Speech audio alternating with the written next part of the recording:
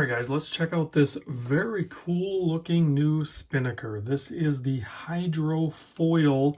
There's a few colorways. This one is the Panda White.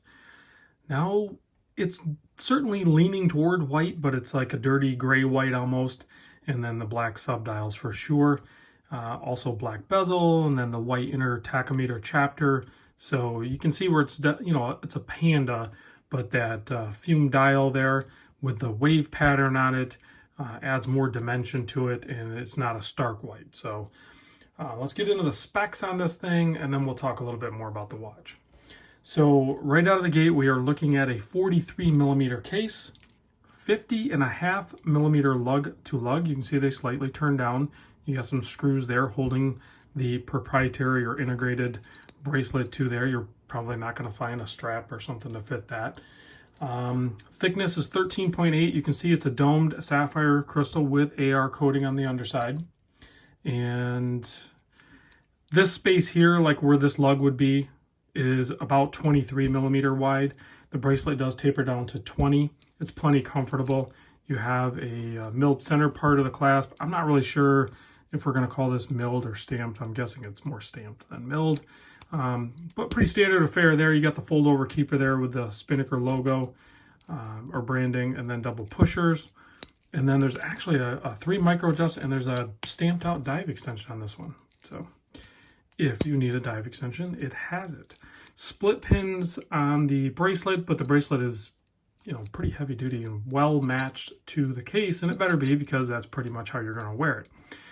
All the finishing is like this blasted type finishing. It is all just like a matte silver. It's pretty wild, and I dig it. It has a nice smooth soft feel to it, and you can see that the case almost looks like it is hydro formed. It's all kind of rounded on the case sides, and screw down case back, screw down crown. The crown is 7.5 millimeter. Screw down pushers that lock the pushers basically. So to operate the chronograph, you just unscrew those, and that frees them up. The reason they do that is to keep the 200 meter water resist.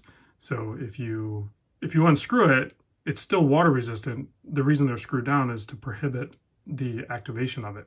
So that's all that's for. So if you need to use them, just unscrew them. It's super easy. It's not like they're locked in or anything like that. They're really easy to operate. Those are. The crown is a little more stiff, like you would expect on a dive watch.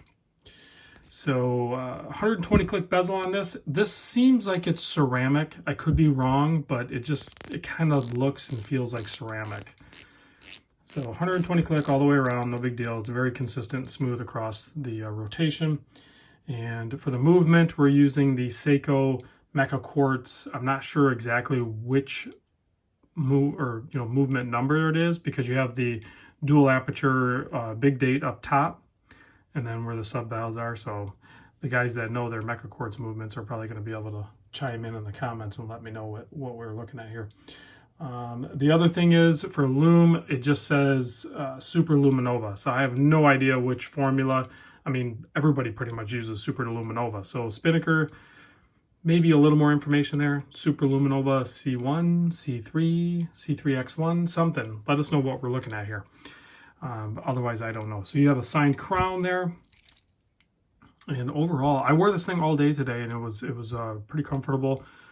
For the most part, I had no issue with it.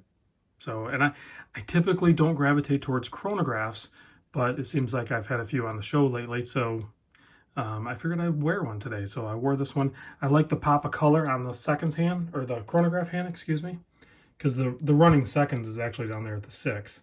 And then you have your 60-minute counter there for the chronograph, and then over here is just a 24-hour clock to show you if you're AM or PM.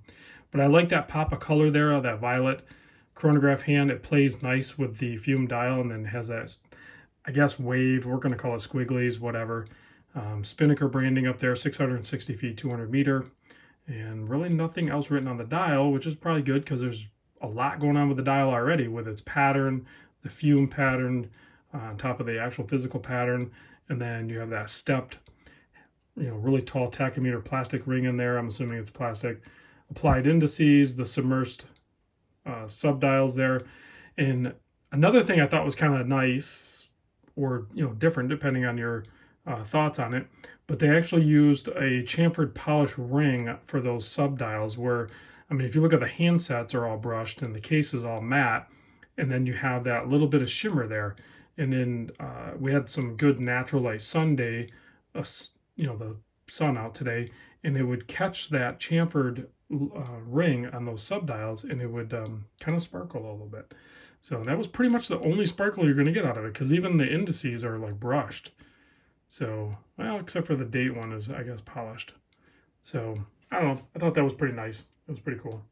So let me pop this guy on wrist.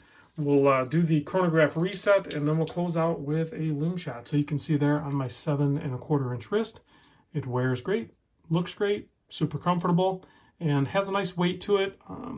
I didn't weigh it, but you can click on the link in the description and they have all the details there. So, all right, let's pop this off. Let's stop the chronograph, and then this is the best part about the Mecha quartz chronograph, is this is the mechanical part of it, where when I do the reset on it, it actually uses a lever and snaps the chronograph hand back, so it happens instantly.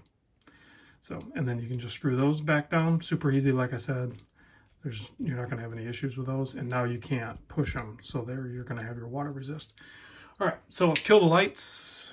You know what, let's cheat a little bit too. Let's because I don't know what loom is on this, and I don't think it's going to be like a loom monster. Like I said, I cheated a little bit, but that's pretty good. So I'm not 100% sure if it's C1 or C3. I mean, does anybody even use C1 anymore? I don't think I've had a watch in a while that, like a newer released watch, because this is a new release as of August 2020. So I'm guessing it's C3, because it seems like it's fairly potent and not dropping off right away. So I don't think anyone's even using C1 anymore. Does anybody know that? Is anybody in the know on that? Let me know your thoughts on that. All right, I'll catch you guys on the next vid.